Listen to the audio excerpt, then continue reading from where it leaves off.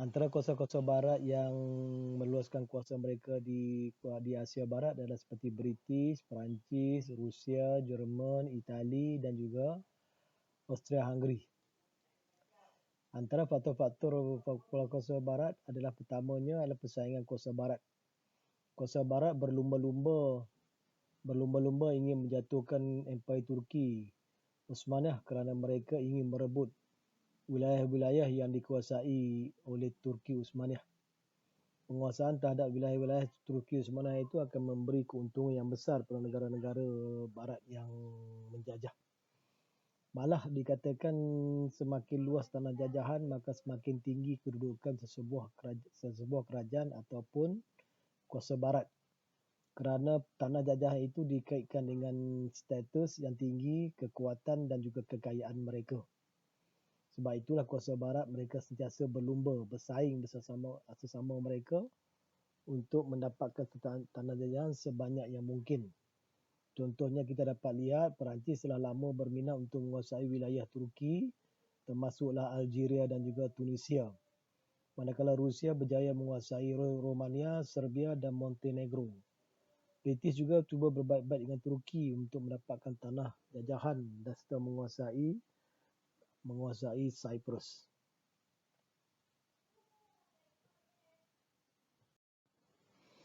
Okey, faktor keduanya adalah revolusi industri. Seperti mana kita sedia maklum bahawa revolusi industri merupakan satu revolusi yang berlaku pada awal abad ke-18. Yang mana kuasa barat menjadikan revolusi industri ini sebagai satu faktor bagi mereka meluaskan kuasa dan menjajah tanah jajahan. Jadi perkembangan revolusi industri terutamanya bagi industri makanan tin, alat elektrik dan juga kereta menyebabkan kuasa-kuasa barat di Eropah ingin sangat memerlukan bahan mentah seperti kayu jati, biji timah, emas, rempah ratus dan juga petroleum.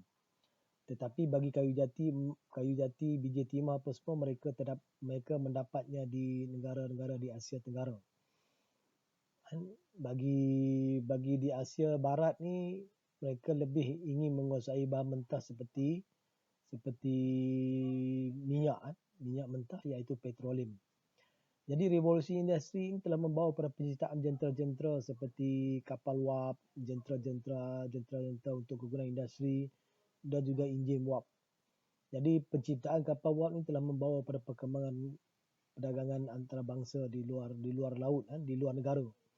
Jadi perkembangan perdagangan antarabangsa ini telah mewujudkan banyak peluang untuk kuasa-kuasa barat menguasai tanah-tanah di luar negara Eropah.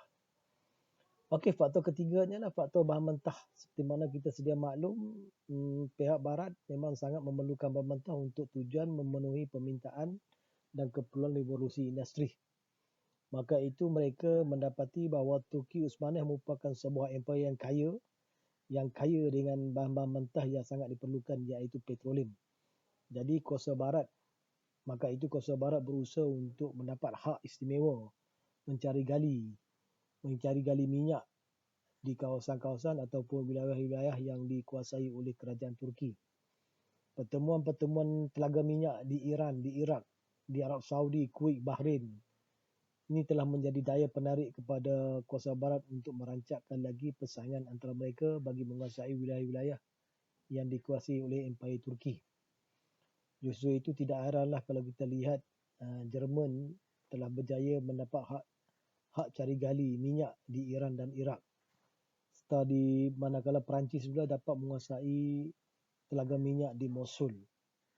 Jadi bahan mentah seperti petroleum sangat diperlukan untuk industri untuk menggerakkan industri-industri yang terdapat di negara Eropah. Faktor keempat adalah pembinaan terusan Suez. Terusan Suez merupakan satu terusan yang dibuat oleh manusia untuk memendekkan perjalanan antara Eropah dengan Asia. Jadi dengan adanya terusan Suez ini semakin dekat jarak perhubungan antara Asia dengan Eropah. Jadi segala urusan yang berkaitan penerangan akan jadi lebih cepat dan lebih menjimatkan kos sebab perjalanannya agak dekat. Jadi pembinaan terusan Suez ini sangat membantu mempercepatkan lagi proses peluasan kuasa oleh pihak Eropah ke atas negara-negara di luar Eropah, sama ada di Asia Tenggara, Asia Barat ataupun di negara-negara lain di dunia ini. Faktor kelima adalah faktor agama. Seperti mana kita sedia maklum, Turki merupakan sebuah kerajaan Islam. Jadi Turki telah berjaya menguasai hampir 3/4 daripada dunia. Jadi kuasa-kuasa barat kuasa-kuasa barat kebanyakan negaranya adalah mengamalkan agama Kristian. Jadi mereka berusaha dan takut agama Islam tersebar ke seluruh dunia. Maka itu mereka terpaksa menyekat penyebaran agama Islam oleh Empayar Turki. Sebab itulah kuasa-kuasa barat bekerjasama antara satu sama lain berusaha untuk melenyapkan Empayar Turki daripada terus menyebarkan agama Islam. Dengan cara itu mereka dapat menyebarkan agama Kristian kepada penduduk di luar negara Eropah. Dan akhir sekali adalah faktor yang keenam, iaitu penyebaran falsafah dan pemikiran barat. Falsafah dan pemikiran barat ini merupakan satu falsafah yang dicuba ditanamkan oleh orang barat kepada negara-negara yang dijajahnya dengan memperkenalkan konsep gaya hidup yang moden dan maju. Mereka menerapkan falsafah dan pemikiran bahawa kemajuan dan pemodenan itu adalah merupakan ukuran kepada kejayaan sesebuah masyarakat. Jadi mereka, kuasa barat, cuba menghapuskan budaya-budaya ataupun amalan-amalan masyarakat tradisional di negara yang mereka jajahi. Dan mereka menerapkan pemikiran dan falsafah cara hidup gaya barat yang lebih ringkas dan lebih moden. Jadi salah satu cara untuk mereka menyebarkan falsafah dan pemikiran barat adalah melalui pendidikan. Jadi pendidikan merupakan satu aspek yang penting yang ditekankan oleh kuasa barat bagi mengubah gaya pemikiran masyarakat setempat ataupun masyarakat tradisional yang dikuasai oleh kuasa-kuasa barat. Jadi itu merupakan 6 faktor-faktor yang membawa kepada sebab-sebab berlakunya peluasan kuasa barat ke atas negara-negara di Asia Barat. Ingin saya tegaskan di sini bahawa faktor utama yang paling penting sekali adalah faktor keperluan terhadap bahan mentah, iaitu petroleum. Petroleum sangat diperlukan oleh kuasa barat sebab di negara mereka tidak banyak bahan mentah yang boleh digunakan untuk menggerakkan revolusi industri. Jadi keperluan terhadap minyak itu telah menyebabkan kuasa barat berusaha untuk mendapatkan tanah jajahan di Eropah. Jadi sebab itulah kuasa barat sanggup berusaha bekerjasama antara sesama lain bagi menguasai dan menjatuhkan Empayar Turki. Dengan cara ini mereka dapat apabila Turki jatuh, jadi mereka dapat membahagi-bahagikan wilayah-wilayah yang dikuasai oleh Turki Utsmaniyah itu mengikut kehendak mereka masing-masing.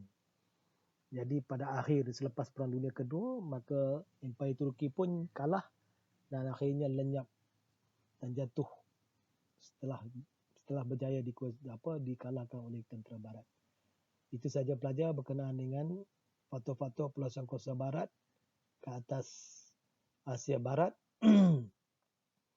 terutamanya bagi tujuan untuk menjatuhkan Empayar Turki Utsmaniyah. Saya harap awak lebih jelas dan boleh memahami apa yang saya terangkan. Untuk makluman lanjut, cuba rujuk pada buku-buku dan latihan. Sekian saja. Assalamualaikum warahmatullahi wabarakatuh. Nanti kita jumpa lagi untuk tajuk PDPC kita yang lain. Sekian, terima kasih. Assalamualaikum.